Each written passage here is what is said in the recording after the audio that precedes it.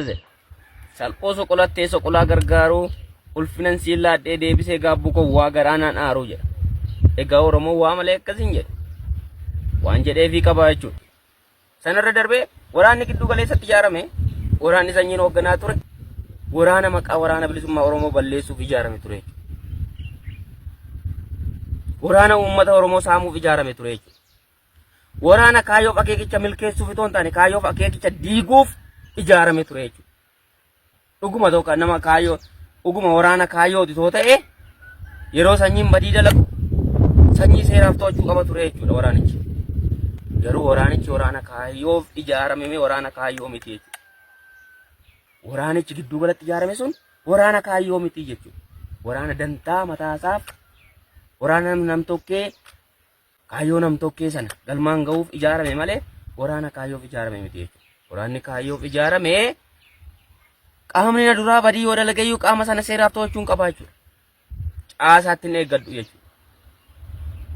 Qaama badii dalagu argee dhuguma nama kaayyooti too ta'e waraana kaayyooti too ta'e nama badii dalagu argee bukkeen taruu jechuudha. Seeraaf han to'adhaa jechuudha. Yoon seeraaf to'achuu baadhee hoo nama kaayyoof akeekarra jiruutti makameetan qabsoo gaggeessaa jechuudha. Akkuma isin argitanii waraanni gidduu galatti ijaarame kunoo gaafa sanyiin galu faana yaa'ee galee jechuudha. Waraanichi waraana dantaa mataasaaf ijaarame malee waraana sabaaf ijaarame miti jechuudha. Yoo argitan waraanni kaabarra jiru lolee loshiisee guyyaa guyyaan injifannoo galmeessaa ture. Hangarraallee galmeessaa jira jechuudha injifannoo. Kunoo godina addaa hanga sulultaa jalaatti lolee loshiisee guyyaa guyyaan booji'ee diina isaarraa meeshaa hiikaa oolaa jechuudha. Kunoo waraanni lixatti ijaarame. Gaara meeqa dhiibee ufeeti. Diina meeqa daandii irratti digsaa ufeeti. Kunoo iddoonni ga'ee ilaalaa jechuudha. Waraanni gidduu galatti ijaarame garuu guyyaa tokko bulchiinsa magaalaa tokko aanaa miti. Bulchiinsa magaalaa tokko loleera aanaan jedhaan natti hima. Waraanichi waraana sabaaf ijaarame miti isiniin jedhe. Waraana maqaa waraana bilisummaa Oromoo balleessuuf ijaaramee fi waraana dantaa mataa isaatti tolfachuuf ijaaramedha malee. Ummatichi isinitti maa jechuudha waa'ee waraana gidduu galaa otoo deemtanii ummaticha gaafattani. Waraanni gidduu galaa maal akka ta'e ummanni gidduu galaa isinitti maa jechuudha. Ummatni waraanichi keessa ture isinitti maa jechuudha. Akka isaanitti dubartii Oromoo gudeedaa turan akka isaanitti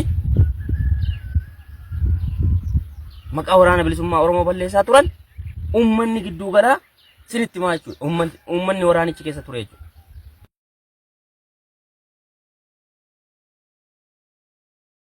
Shurrubbee kan jechiisiise waraana bilisummaa Oromoo miila qullaa lolaa jiru sii galee. Maqaa shurrubbee ummata Oromoo fi mootummaa kana bukkeetti kan waamsise. Waraana bilisummaa Oromoo miila qullaa deemee beela'ee eebotee cinaa'ee injiraana'ee kaayyicha galmaan ga'uuf tattaafatutu shurrubbeen akka alattee dachee kanarra jirtu beeksisee jechuudha Oromoo bukkeetti. Waraanni bilisummaa Oromoo shurrubbeetti maqaa hore sun har'allee dirree maqabsoorra jira jechuudha.